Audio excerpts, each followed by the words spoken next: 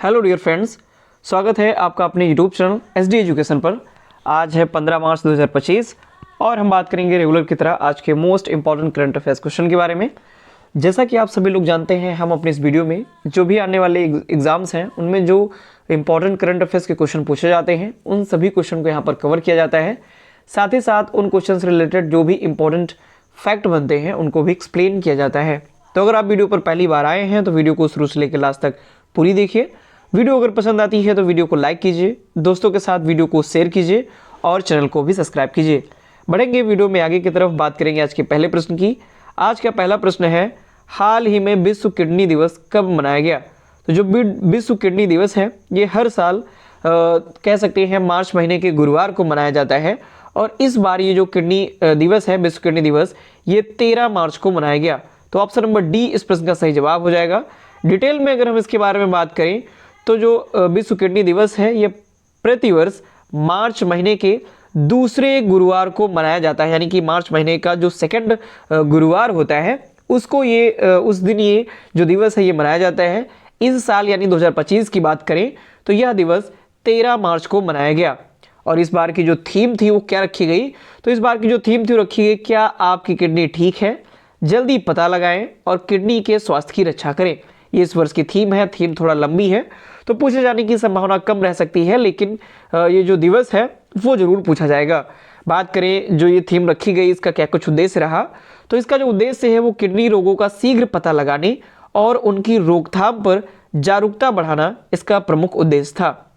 आगे क्वेश्चन की ओर बढ़ेंगे। अगला क्वेश्चन है, हाल ही में अखिल भारतीय महिला अधिवक्ता सम्मेलन कहाँ आयोजित किया गया?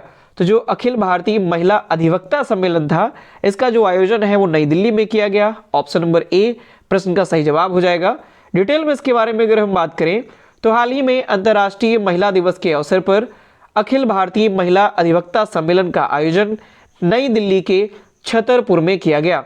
और यह जो 2 दिवसीय सम्मेलन था ये अखिल भारतीय अधिवक्ता परिषद, ये दिल्ली प्रांत और राष्ट्रीय महिला आयोग के सहयोग से इसको आयोजित किया गया था। इस सम्मेलन का जो विषय रहा वो भारतीय संविधान के 75 वर्ष, उभरते भारत के लिए महिला अधिवक्ताओं की भूमिका, यानी कि जो महिला अधिवक्ता होती हैं उनकी क्या कुछ भूमिका है भारत में, इसके बारे में इसका पूरा जो विषय है वो केंद्रित रहा। साथ ही साथ भारतीय संविधान के 75 वर्ष पूरे होने पर भी इसको केंद्रित किया गया। आगे क्वेश्चन की ओर बढ़ते हैं। अगला क्वेश्चन है, हाल ही में किसने 5वां एशियाई महिला कबड्डी खिताब जीता? तो जो 5वां एशियाई महिला कबड्डी का खिताब है ये भारत ने जीत लिया। ऑप्शन नंबर बी प्रश्न का सही जवाब हो जाएगा। डिटेल में इसके बारे में अगर हम बात करें तो भारतीय महिला कबड्डी टीम ने अपना 5वां एशियाई महिला कबड्डी चैंपियनशिप खिताब जीता। भारतीय टीम ने 8 मार्च को यानी 8 मार्च 2025 को तेहरान में आयोजित, यानी इसका आयोजन तेहरान में किया गया था, तो तेहरान में आयोजित 6ठी एशियाई महिला कबड्डी चैंपियनशिप 2025 के फाइनल में मेजबान ईरान को 32-25 से हराया। और ये तीसरी बार रहा था जब ईरान इस एशियाई महिला कबड्डी चैंपियनशिप की मेजबानी कर रहा था और इस बार ये मेजबानी कर रहा था। मेजबानी के साथ साथ ये फाइनल में भी गया, लेकिन फाइनल में भारत से हार गया और भारत ने ये खिताब जीत लिया। आगे क्वेश्चन की ओर बढ़ेंगे। अगला क्वेश्चन है, हाल ही में किस राज्य की राज्य सरकार द्वारा परिवार केंद्रित नागरिक डेटाबेस की स्थापना कब का जो प्रस्ताव है वो रखा गया? तो किस राज्य सरकार के द्वारा ये प्रस्ताव रखा गया है? तो ये हाल ही फिलहाल में अभी अरुणाचल प्रदेश की जो सरकार है, राज्य सरकार, उसके द्वारा ये प्रस्ताव रखा गया। डिटेल में इसके बारे में अगर हम बात करें तो अरुणाचल प्रदेश राज्य सरकार ने हाल ही में सरकारी योजनाओं, जो भी सरकारी योजनाएं होती हैं और सेवाओं के कुशल वितरण के लिए परिवार केंद्रित नागरिक डेटाबेस स्थापित करने का प्रस्ताव रखा। यह जो डेटाबेस है ये प्रत्येक परिवार को एक विशिष्ट पहचान पत्र प्रदान करेगा। साथ ही साथ लाभार्थियों की पहचान, पात्रता निर्धारण और सेवाओं का जो वितरण है वो अधिक प्रभावी ढंग से किया जा सकेगा। आगे क्वेश्चन की ओर बढ़ेंगे। अगला क्वेश्चन है, हाल ही में किस राज्य के इलेक्ट्रॉनिक सिटी का नाम रतन टाटा जी के नाम पर रखा गया? तो रतन टाटा जी के नाम पर किस राज्य की जो इलेक्ट्रॉनिक सिटी है उसका नाम रखा जाएगा? तो ऑप्शन नंबर बी प्रश्न का सही जवाब है, यानी कि असम राज्य की जो इलेक्ट्रॉनिक सिटी है उसका नाम रतन टाटा जी के नाम पर रखा गया है। तो हाल ही में असम सरकार ने मोरीगांव जिले के जगरी रोड में निर्माणाधीन इलेक्ट्रॉनिक सिटी का नाम बदलकर रतन टाटा इलेक्ट्रॉनिक सिटी रखने का निर्णय लिया है। यह जो निर्णय है वो राज्य के औद्योगिक विकास में रतन टाटा और टाटा समूह का जो भी महत्वपूर्ण योगदान रहा उसके सम्मान स्वरूप इसका निर्णय लिया गया। आगे क्वेश्चन की ओर बढ़ेंगे। नेक्स्ट क्वेश्चन है, हाल ही में institute of economic and peace द्वारा जारी ग्लोबल टेररिज्म इंडेक्स 2025 में कौन प्रथम स्थान पर रहा? तो ग्लोबल टेररिज्म इंडेक्स जारी की गई 2025 की, और इसमें कौन फर्स्ट पोजीशन पर रहा? तो option number A, Burkina Faso जो देश है ये ग्लोबल टेररिज्म इंडेक्स 2025 में पहली श्रेणी पर रहा, यानी फर्स्ट पोजीशन पर ये रहा। सेकंड पोजीशन रही पाकिस्तान की और फर्स्ट पोजीशन बुर्किना फासो की रही। ये जो जारी की जाती है ये institute of economic and peace द्वारा ये रिपोर्ट जारी की जाती है।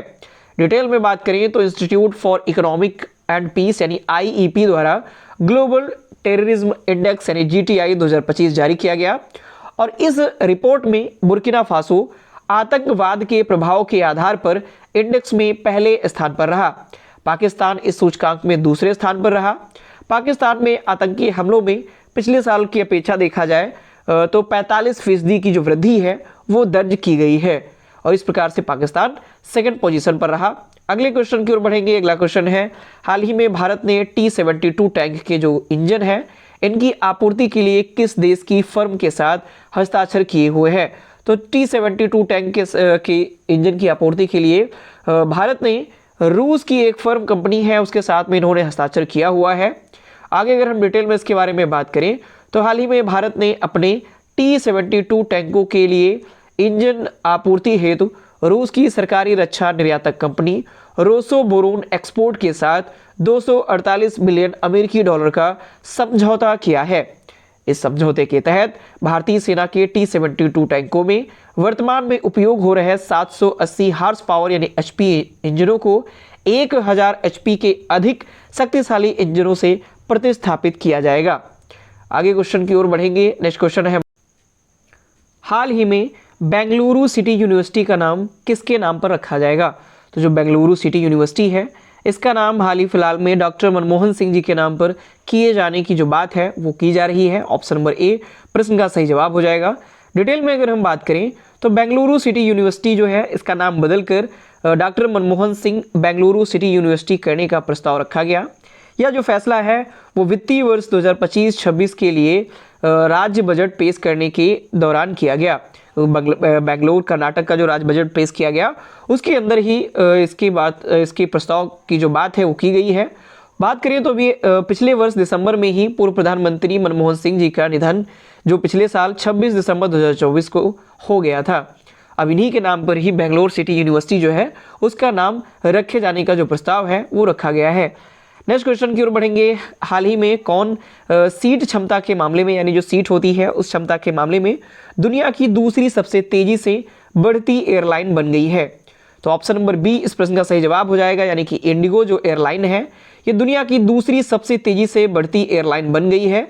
बात करें अगर हम तो इंडिगो एयरलाइन ने एक महत्वपूर्ण उपलब्धि हासिल की है, और ये जो महत्वपूर्ण उपलब्धि है यह सीट क्षमता के मामले में दुनिया की दूसरी सबसे तेजी से बढ़ने वाली एयरलाइन बन गई है। 2024 में इंडिगो ने 10.1% वर्ष दर वर्ष वृद्धि की, जिससे इसकी कुल सीट क्षमता 134.9 मिलियन तक पहुंच गई है। बात करें उड़ान आवृत्ति में जो वृद्धि भी की गई इंडिगो के द्वारा, तो उड़ान आवृत्ति में वृद्धि इंडिगो की सीट क्षमता में 10.1% ये वार्षिक वृद्धि दर्ज की गई है। नेक्स्ट और लास्ट क्वेश्चन की ओर बढ़ेंगे। लास्ट क्वेश्चन है, हाल ही में किस देश के राष्ट्रपति ने रणनीतिक बिटकॉइन रिजर्व बनाने के कार्यकारी आदेश पर हस्ताक्षर किए हैं? तो ऑप्शन नंबर ए प्रश्न का सही जवाब हो जाएगा, यानी कि अमेरिका के जो राष्ट्रपति हैं डोनाल्ड ट्रंप जब से ये पद पर आए हुए हैं तब से कई सारे ताबड़तोड़ फैसले लेते जा रहे हैं। कभी कोई चीज़ पर बैन लगा रहे हैं, कभी किसी चीज़ को मंजूरी दे रहे हैं, कभी कुछ नियम लगाए जा रहे हैं। तो इस प्रकार से जब से डोनाल्ड ट्रंप आए हुए हैं तब से कई सारे महत्वपूर्ण बदलाव हमको देखने को मिले हैं, और इसी बदलाव में रणनीतिक बिटकॉइन जो रिजर्व है इसके बनाने का जो कार्यकारी आदेश है वो भी अमेरिका के राष्ट्रपति डोनाल्ड ट्रंप के द्वारा जारी किया गया है। डिटेल में बात करें तो राष्ट्रपति डोनाल्ड ट्रंप ने अमेरिका में स्ट्रेटेजिक बिटकॉइन रिजर्व बनाने का ऐलान किया। व्हाइट हाउस में क्रिप्टो शिखर सम्मेलन को संबोधित करते हुए डोनाल्ड ट्रंप ने इसकी जानकारी दी। ये भी इंपॉर्टेंट लाइन है कि क्रिप्टो शिखर जो सम्मेलन है ये व्हाइट हाउस में आयोजित किया गया। इस रीजन में जो जमा बिटकॉइन है इनको बेचा नहीं जाएगा और इसे रिजर्व एसेट्स के स्टोर के तौर पर कायम रखा जाएगा। तो ये थे आज के हमारे मोस्ट इंपॉर्टेंट करंट अफेयर्स के क्वेश्चन। आशा करता हूँ सारे क्वेश्चन आपको पसंद आए होंगे, वीडियो आपको इन्फॉर्मेटिव लगी होगी। तो अगर आपको ये वीडियो पसंद आती है तो उसके लिए आप वीडियो को लाइक करें, वीडियो को दोस्तों के साथ अधिक से अधिक शेयर करें और चैनल को भी सब्सक्राइब करें। धन्यवाद।